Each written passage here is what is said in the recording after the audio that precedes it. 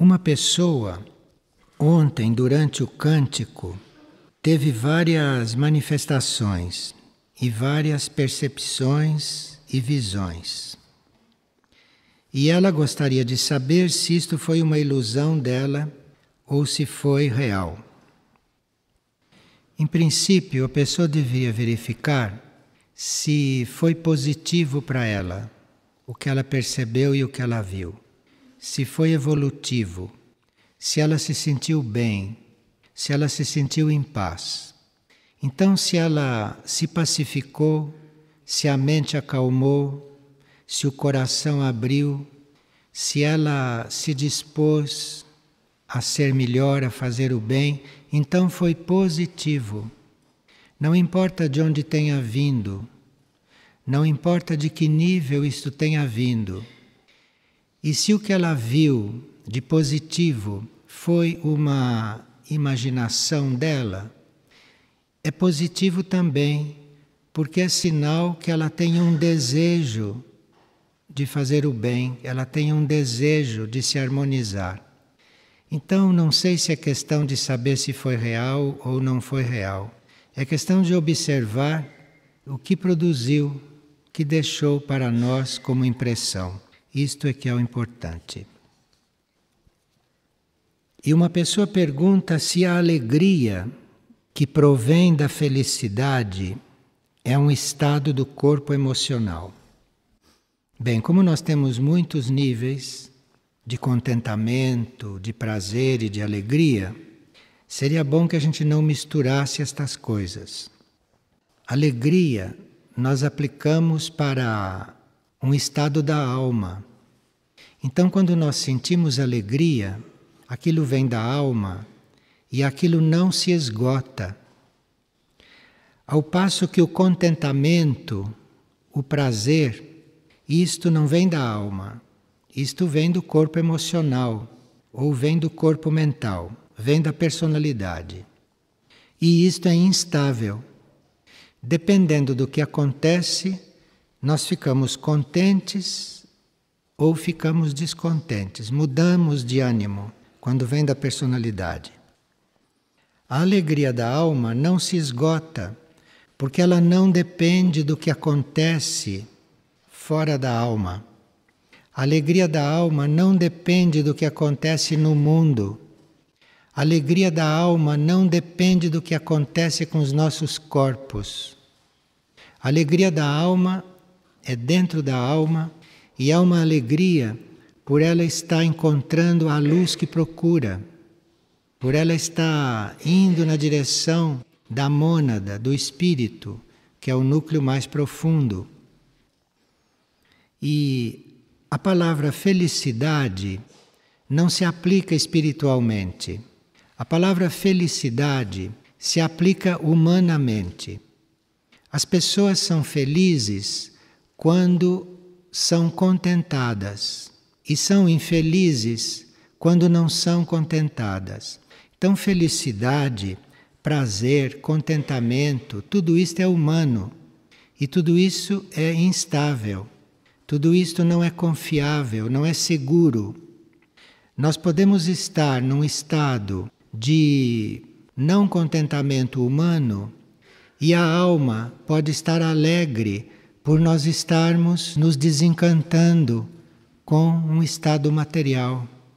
Então, o nosso ser vive nesses planos, nesses níveis, e nós temos que reconhecer o que se passa conosco, porque às vezes nós temos sentimentos contraditórios.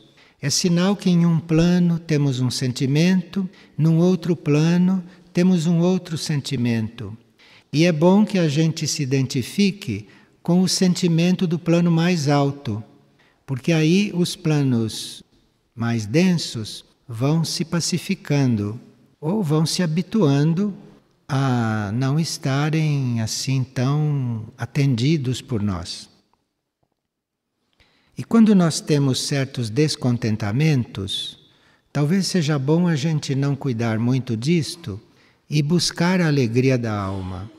Porque aí aquele descontentamento vai se esvaziando, porque você não presta muita atenção nele. Esses planos da personalidade, esses níveis da personalidade, eles cessam de influir à medida que nós não damos muita importância para eles. Damos a importância que precisam ter, não mais do que isto.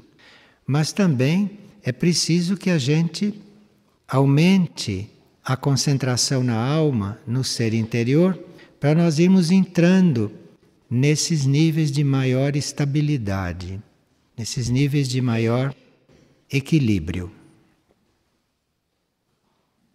Uma pessoa pergunta: se todos nós somos reencarnados, como é que cada vez aumentam mais os seres que existem na Terra? Se são sempre os mesmos que reencarnam, como é que a população pode aumentar?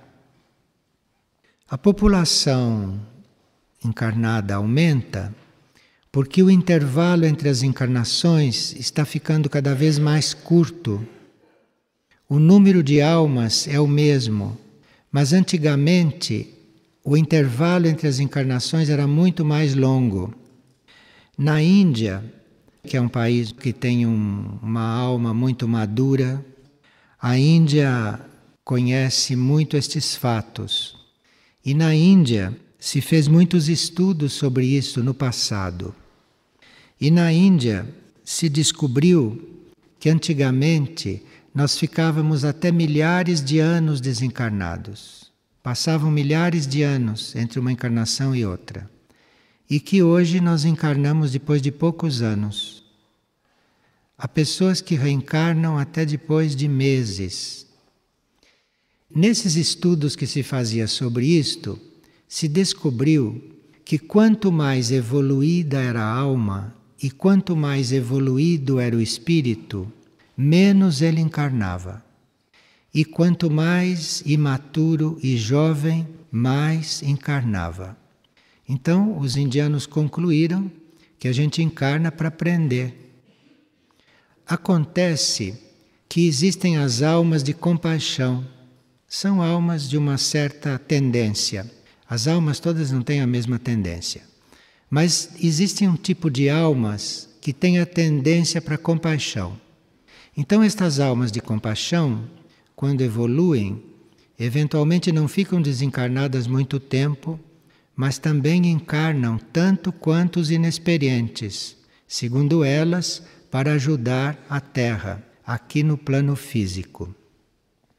Há outras almas que talvez não sejam consideradas de compaixão, sejam consideradas um outro tipo.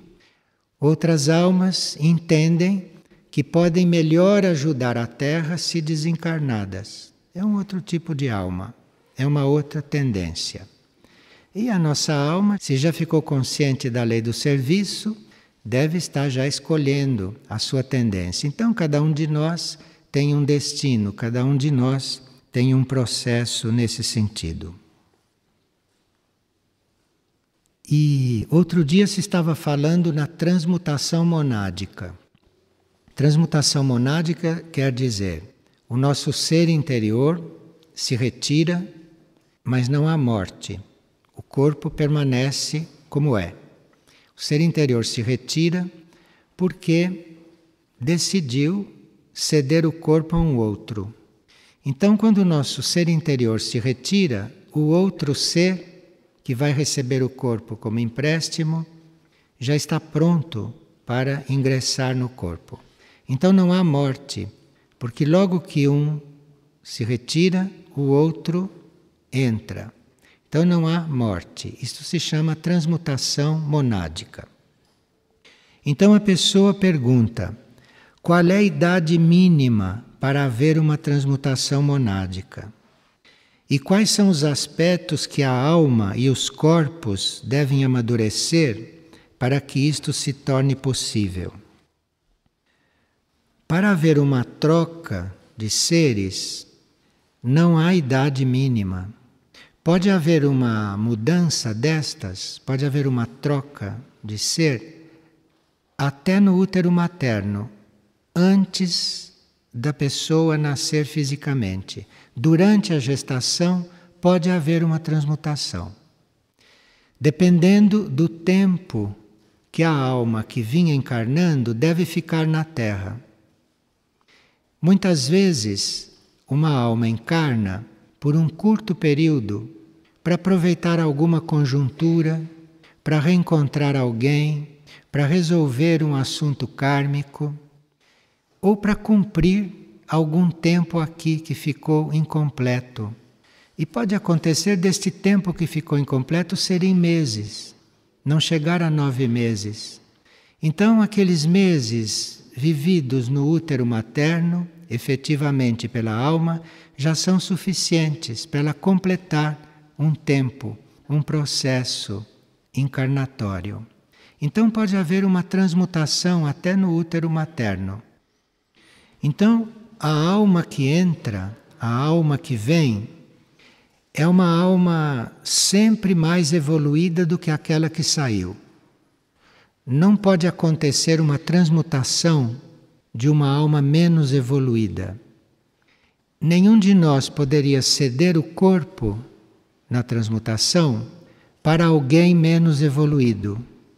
Porque este alguém menos evoluído poderia não ter controle sobre um corpo que não é dele. Poderia não saber manejar, poderia não saber lidar com as energias que não são dele. Não é? Porque quando a gente está transmutado em um corpo, aquele corpo não é material nosso. Então nós temos que ter uma maturidade maior do que aquele que saiu do corpo, para nós podermos estar naquele corpo harmoniosamente, pacificamente e contribuindo para a evolução daquele corpo. Porque um dos compromissos da alma que transmuta, que vem para dentro de um corpo que não é dela, um dos compromissos é ela, enquanto está naquele corpo, trabalhar positivamente o karma daquele corpo. E ela também, enquanto está naquele corpo, cuidar do corpo, como uma compensação, dentro da lei da compensação, por ela o estar usando. Então, quando nós cedemos o corpo para uma outra alma, aquela alma só pode transmutar se ela for mais evoluída do que nós, e nós com isto temos um progresso na nossa parte material, porque o nosso corpo foi habitado por um tempo por aquela alma. Pergunta-se também se o que troca é a alma ou é a mônada, ou é o espírito. A alma não pode se separar do espírito. Então, quando nós falamos em transmutação, quem sai realmente é a mônada. Aquilo é feito na vontade da mônada, na vontade do espírito, e a alma acompanha. Sai mônada e sai alma. E entra a nova mônada com a sua própria alma. Não acontece de uma alma ficar com a outra mônada. Isso é impossível. Porque isso é um processo unido. Isso é o mesmo processo. Agora, quais são os aspectos que a alma e os corpos devem amadurecer para que isto se torne possível? Bem, a alma tem que ter já consciência da sua meta. A alma tem que ter já uma meta bem definida. A alma já deve estar voltada para a mônada, já deve estar voltada para o espírito, e a alma já deve estar agindo, vivendo numa evolução além da evolução normal das almas. A alma precisa já ter visão do próprio destino, visão da própria tarefa. Porque uma alma transmuta, uma alma toma um outro corpo, não porque ela quer viver na Terra, mas porque ela precisa de um corpo com certas características, ela precisa de um corpo com certas qualidades, ela precisa de um corpo que tenha na Terra um ambiente favorável já formado para ela vir cumprir uma tarefa. Então a alma não escolhe um corpo para ser transmutado porque tem alguma afinidade. Não. Afinidade, claro que deve existir também, senão ali haveria um conflito. Afinidade é óbvio que existe, mas a razão não é esta. A razão é o serviço. Então, uma alma pode ter uma tarefa, pode ter um plano, pode ser um momento aqui na Terra daquele plano ser executado, é o momento oportuno daquela tarefa ser cumprida, então esta alma transmuta em algum corpo, cuja alma queira ceder aquele corpo. Não é bem verdade que a alma cede o corpo só quando está descontente com a vida, porque existem certos transmutados que declaram isto. Isto pode acontecer com um ou outro caso, mas estar descontente com a vida não basta para você entregar o seu corpo para uma outra alma. É preciso que aquilo seja consentido, preciso que haja um consentimento além da alma para isto acontecer. E a pessoa ainda está perguntando, e os corpos, o que devem amadurecer? Os corpos já devem ser disciplinados. Um corpo que não é disciplinado, um corpo que não está sob controle de uma alma, não serve para uma transmutação. Então vai haver uma transmutação num corpo disciplinado, porque uma alma que transmuta vem para uma tarefa, vem para um trabalho especial na Terra por um certo tempo e não pode estar às voltas com a indisciplina de um corpo. Não pode estar às voltas com certos problemas do corpo. Então o corpo deve ter disciplina, tanto o corpo físico, quanto o corpo emocional, quanto o corpo mental. Devem ser corpos disciplinados e corpos adaptáveis, porque ele vai ser habitado por uma energia diferente da energia que o criou, da energia que o compôs, da alma que habitava ali. Então os nossos corpos já estão permeados pela energia da nossa alma, já estão habituados com certo tipo de energia. Então estes corpos têm que ser disciplinados e muito adaptáveis para se prestarem para um processo de transmutação. Essas transmutações não se dão quando a gente quer, ou quando a gente está insatisfeito, ou quando a gente quer melhorar. Essas transmutações se dão dentro de esquemas muito amplos, nos quais está envolvido o karma das almas, está envolvido o karma das pessoas, está envolvido também várias tarefas que aqui na Terra se organizam a partir dessas transmutações. A alma que cedeu o corpo não pode encarnar em nenhum outro enquanto dela está ocupado. Ela precisa voltar para o próprio corpo. A alma que está transmutando tem consciência de tudo isto. O que pode não ter consciência é a personalidade, é o ego, este núcleo egóico. E há a possibilidade do ego ter consciência, mas o ego também pode não ter consciência. Bem, aqui uma pessoa diz que o seu marido é alcoólatra e ela está perguntando se um alcoólatra pode ser ocupado por um obsessor.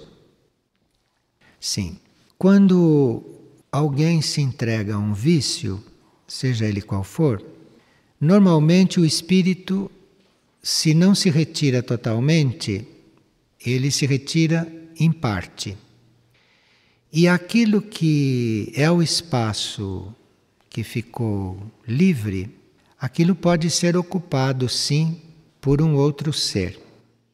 Então, há certos viciados que podem ter dentro mais de um ser.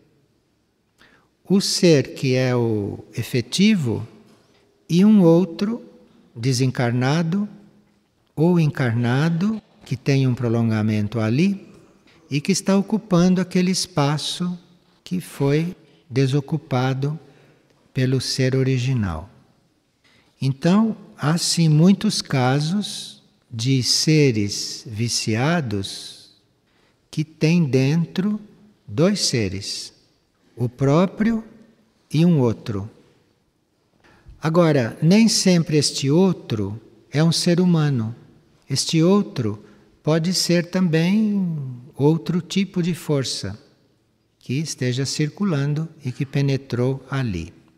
Agora, a pessoa diz como se resolvem estes casos. Bom, há várias formas de se resolver esses casos.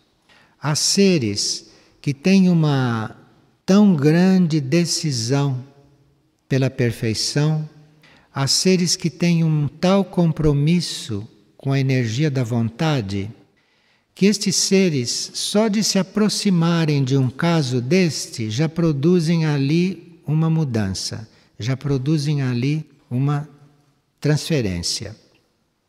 E há outros casos em que a própria energia da mônada do indivíduo se encarrega de resolver o assunto. No caso da mônada do indivíduo viciado não conseguir desalojar a força intrusa, a mônada pode optar por desencarnar. Então ela desencarna, ela abandona o corpo e vai formar um outro corpo numa próxima encarnação. E uma pessoa notou que à medida que ela vai ampliando a sua compreensão sobre certas coisas, ela notou que ela começa a sentir uma dor que não é física e que ela não sentia antes. E ela já descobriu que esta dor não é dela. Isto é muito real, porque quando a nossa consciência se expande, a nossa consciência, ao se expandir, toca a consciência de outros. Então a nossa consciência conhece a dor do outro. Então nós começamos primeiro a conhecer a dor daqueles que estão mais próximos. E se nós sabemos cuidar disto, se nós sabemos absorver esta dor, transmutar esta dor, ou se nós aprendemos a ajudar quem tem uma dor, então aí a nossa consciência vai se ampliando mais. E de ampliação em ampliação, nós acabamos sentindo a dor do mundo, acabamos sentindo a dor do planeta. É claro que ninguém vai sentir a dor do planeta antes de ter passado por um longo processo de dores e de solução das dores e de transmutação das dores.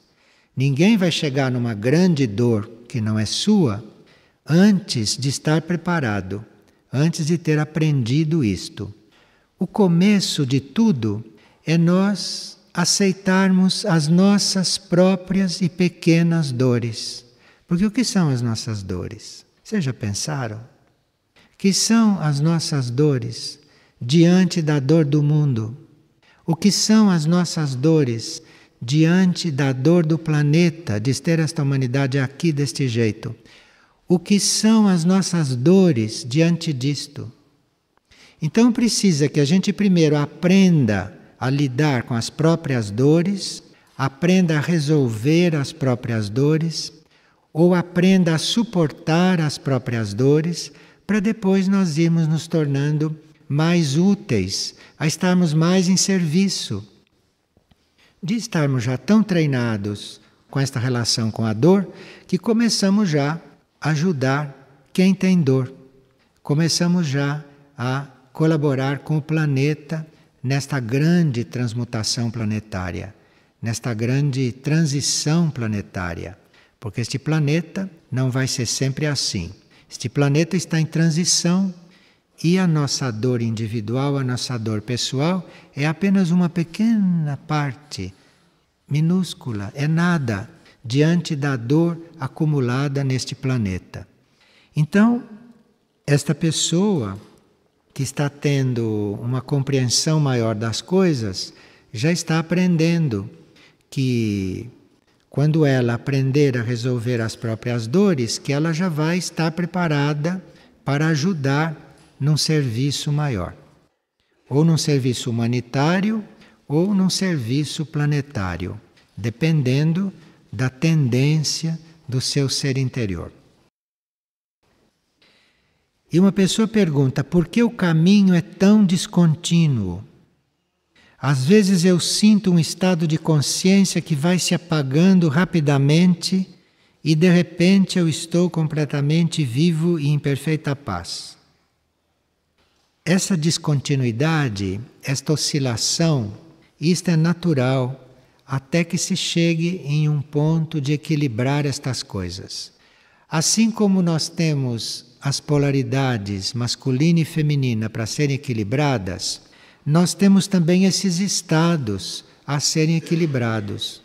Então esta oscilação é uma preparação para nós começarmos a uma certa altura a equilibrar esses estados e a fundir esses estados.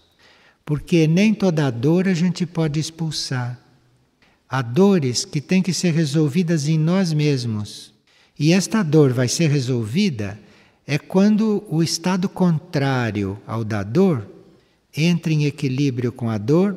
Isto fica assim como os dois pratos de uma balança, a dor e a não dor em nós.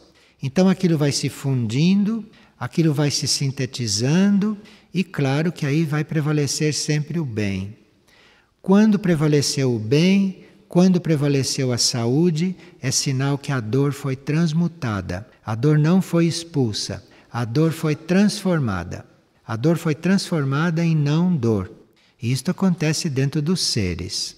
Isto já é um estágio que exige do ser maior controle, maior dedicação, muita renúncia e muito desapego por si próprio. Porque você está com este processo, se você não tem desapego por si próprio, a uma certa altura o ego pergunta: mas afinal, por que eu estou passando por isto?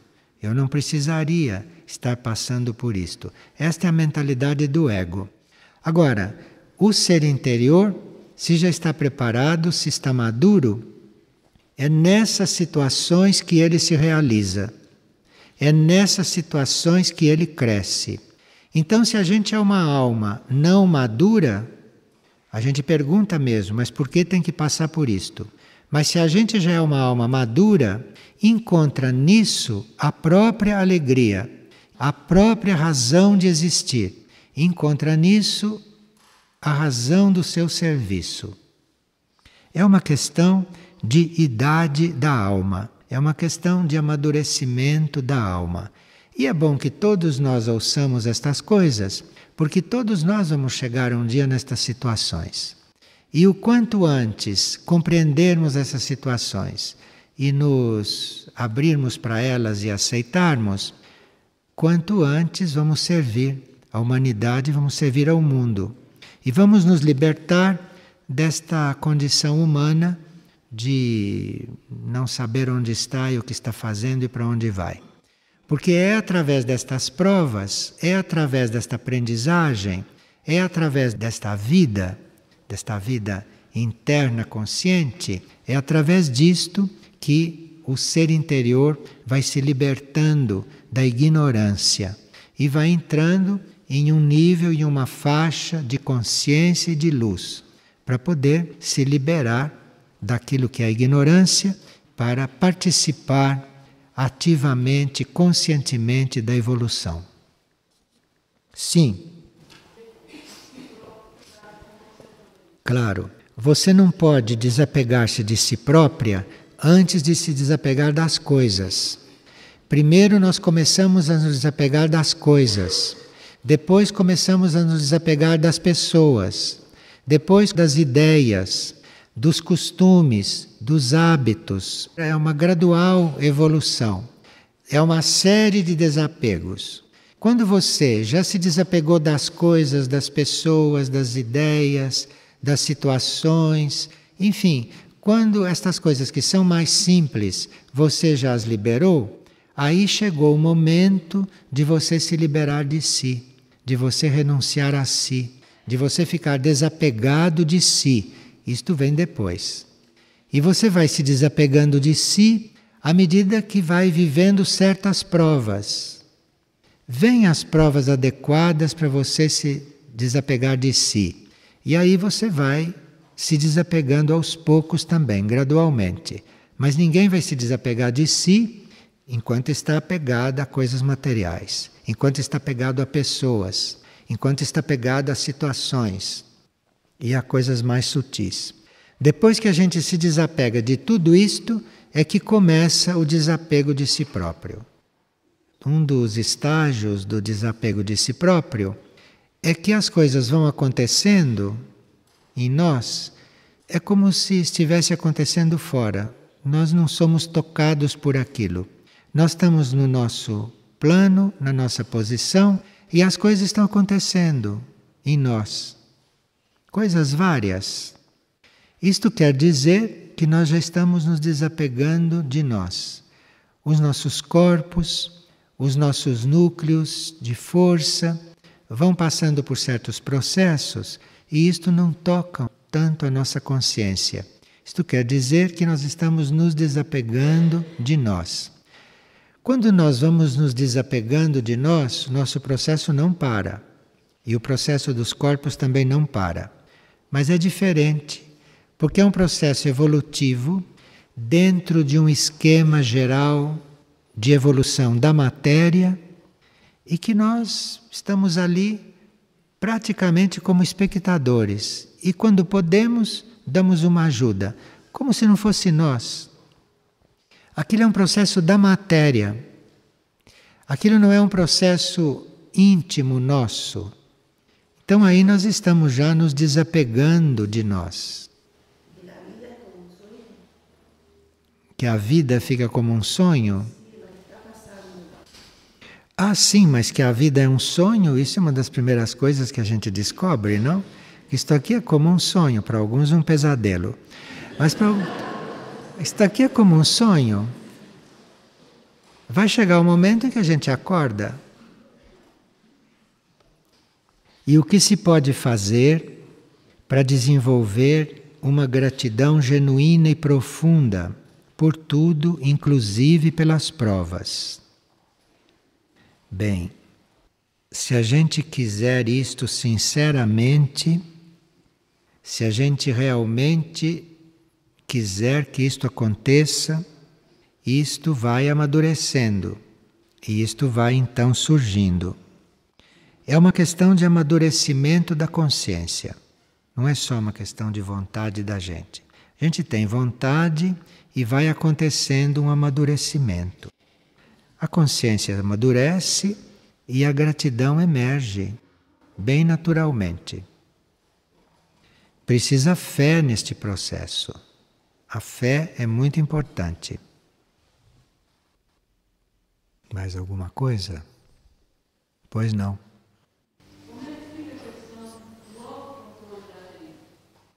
Do autocontrole? Você começa com as coisas mais simples. Não queira se autocontrolar numa coisa que você considera difícil ou importante, em princípio.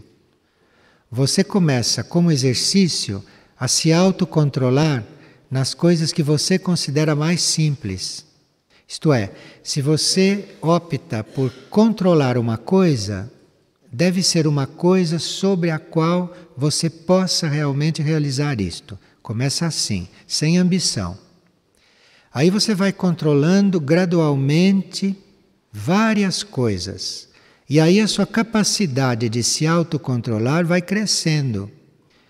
E a uma certa altura você chega nas coisas que hoje você não garante que poderia controlar.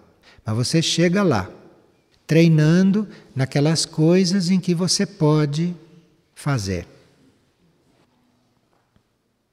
Mais alguma coisa?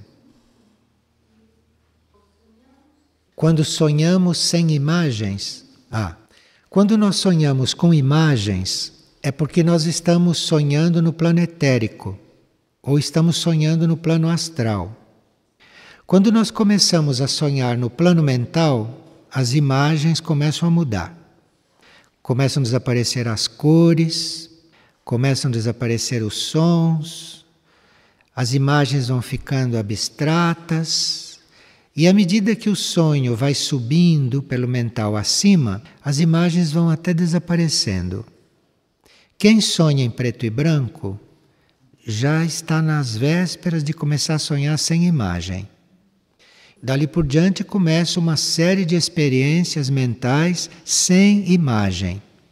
E o que a gente vai então passando pela experiência, o que era imagem vai sendo substituído por uma outra forma de saber o que está se passando. Isto acontece no mental. Isto é um processo no mental. E claro que se você no mental, se você ainda sonha com imagens em branco e preto, se você ainda sonha com imagens e você depois percebe que está sonhando, mas que não tem imagens, você já está ali aprendendo um outro tipo de percepção, uma outra forma de estar diante do que acontece. Quem sonha sem imagens, já com bastante tranquilidade, quem sonha sem imagens normalmente já está preparado a perceber as coisas antes das coisas se mostrarem, antes das coisas tomarem forma. Então, se você já sonha sem imagem, você pode aqui já perceber uma coisa antes que ela aconteça. Esta é a relação. Quem são os anjos? Pergunta uma pessoa. Qual é o seu trabalho? Bem, isto é uma das evoluções misteriosas para o homem. E existem até doutrinas sobre os anjos, mas isto tudo é especulação, porque não se sabe realmente com precisão o que é isto.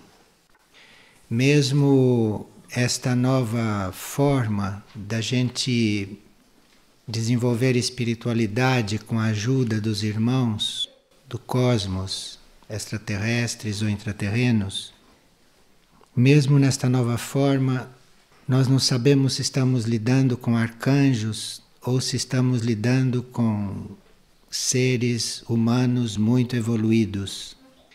Então, a uma certa altura da evolução, a evolução humana se confunde com a evolução angélica. Não sabemos, por exemplo, se um Nicolás é da linha humana ou se é da linha angélica, ou se é da linha humana com consciência de arcanjo. Então, isto é muito pouco claro para nós na evolução humana. Mas o que a gente pode dizer com uma certa segurança é que estes seres angélicos têm o seu campo de ação nos planos espirituais e a ação deles é toda no espiritual.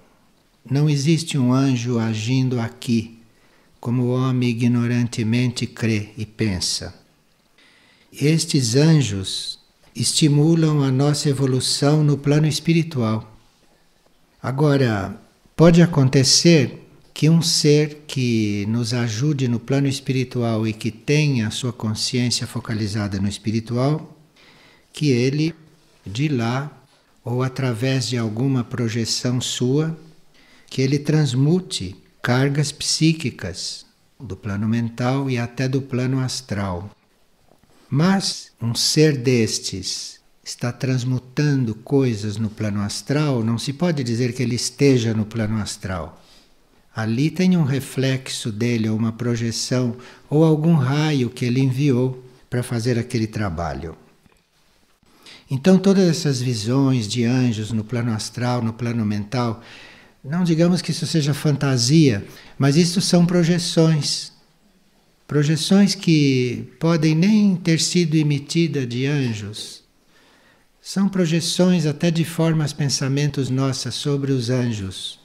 Seria bom que a gente tivesse os anjos lá em cima e não misturasse com as nossas visões e com as nossas percepções. Seria bem mais seguro.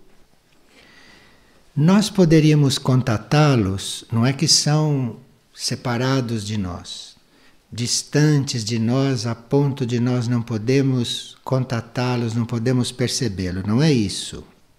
Mas nós podemos começar a ter uma impressão sobre eles podemos eventualmente começar a sentir uma presença que nunca é muito definida, porque os nossos canais de contato não são perfeitos, estão se purificando, né? Estão se sublimando. Então, há contatos, mas nós temos que ser humildes, modestos e estarmos sempre vendo se estamos sendo mais ou menos autênticos. Quando é que estamos sendo autênticos? Estamos sendo autênticos quando nos transformamos ao fazer estes contatos. Então, se nós nos transformamos, se nós evoluímos, se nós nos sentimos mais humildes, se nós nos sentimos mais livres, então os contatos são autênticos e estamos realmente contatando algo mais perfeito, melhor. Mas isto se vê pela transformação que nós fazemos. Porque se nós temos um contato com uma energia mais forte, ou se nós temos um encontro com algo mais evoluído, nós não saímos dessa experiência como entramos. Nós estamos já num outro ponto em seguida. E nós então percebemos que muitas coisas se liberaram em nós, que muitas coisas mudaram, se transformaram, que as nossas reações não são mais as mesmas. Os nossos desejos não são mais os mesmos.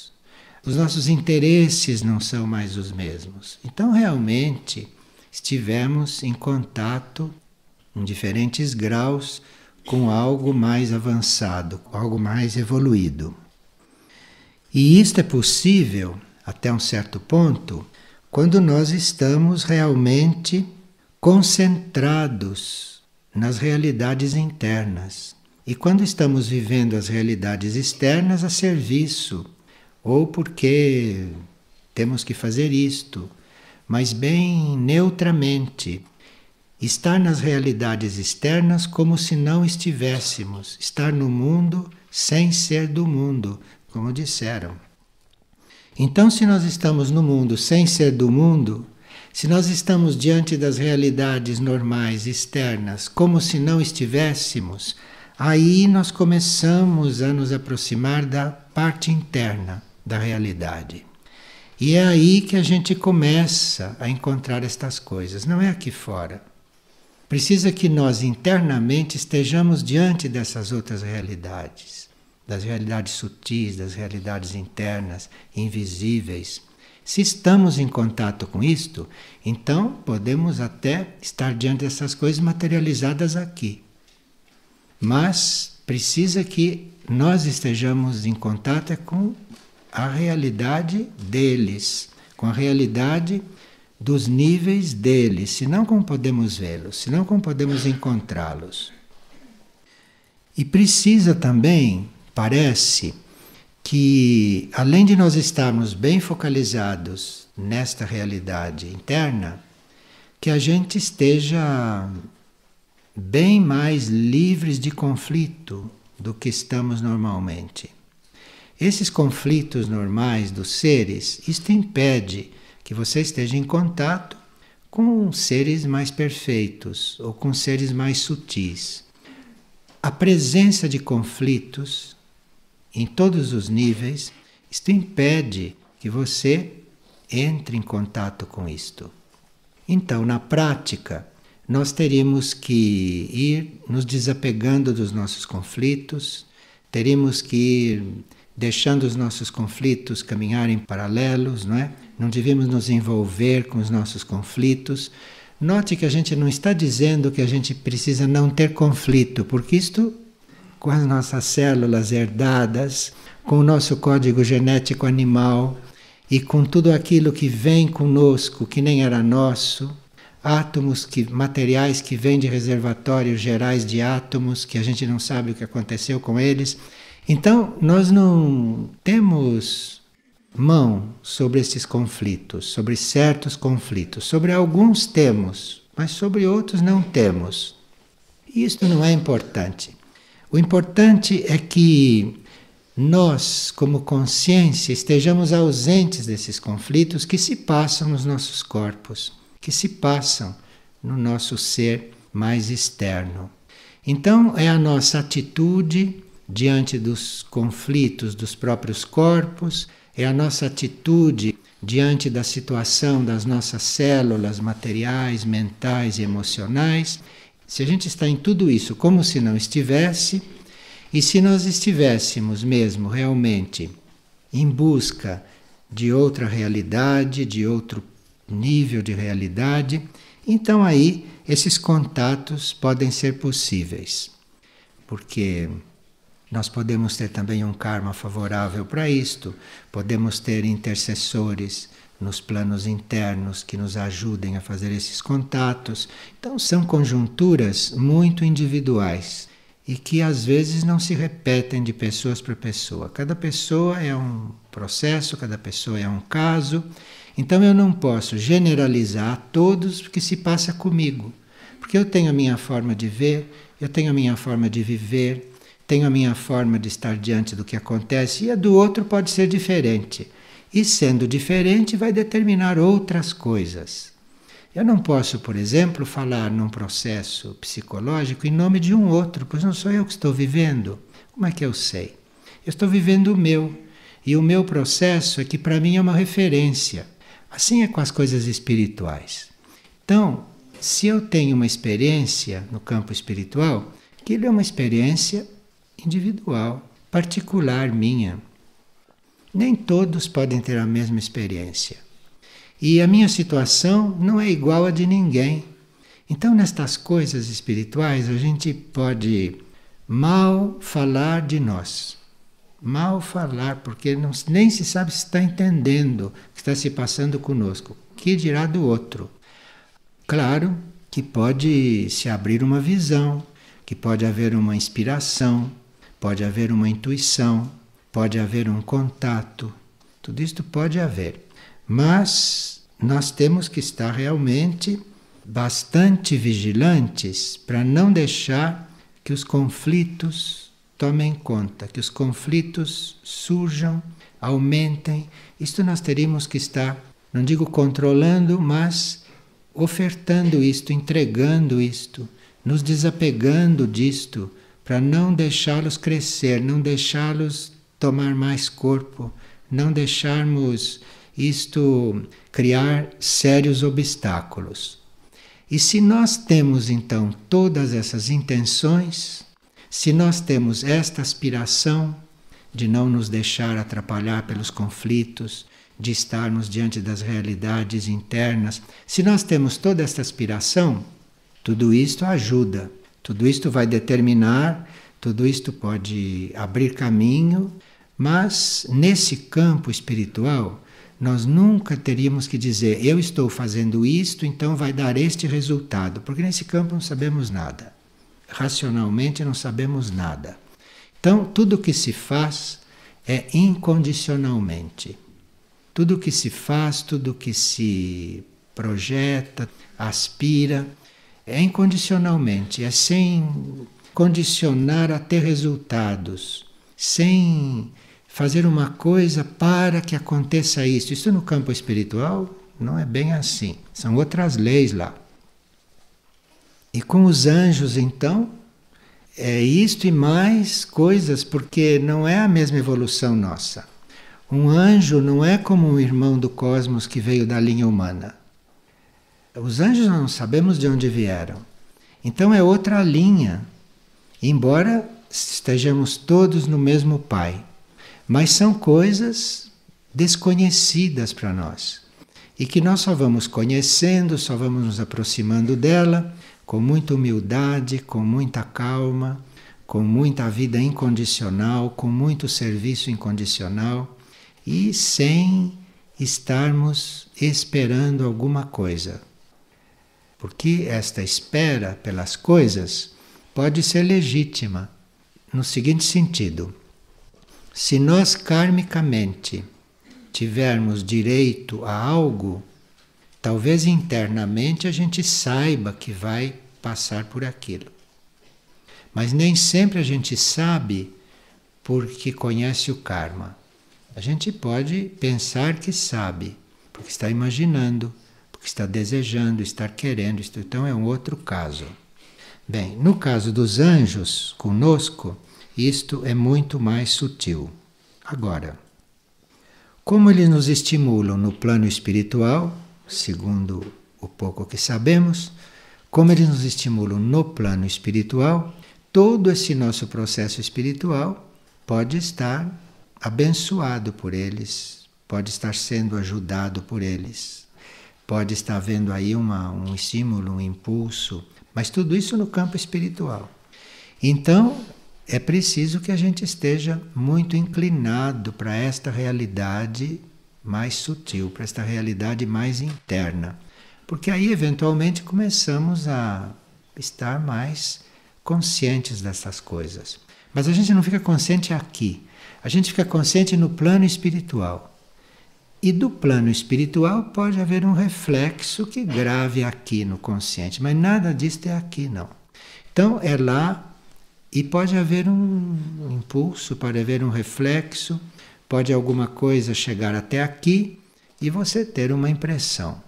Mas não pense que isto aqui é muito real. Isto é um reflexo do que está acontecendo num outro plano. A realidade é lá. O encontro é lá. Mesmo que se materialize aqui, que aconteça alguma coisa aqui de real ou de mais ou menos real, é tudo lá que se cria e que se vive. Precisa ter muito cuidado com isto, porque nós podemos aqui, dentro desses corpos materiais, principalmente dentro do corpo mental, podemos nos iludir muito facilmente com estas coisas. Mas tendo uma aspiração a não se iludir, tendo cuidado de não se iludir e contando na fé com muita ajuda daqueles que já transcenderam todos esses estados intermediários onde nós vivemos, então, contando com isto, tendo muita fé nisto, as coisas podem ser muito positivas e nós podemos ter, então, uma relação muito positiva com todas essas realidades.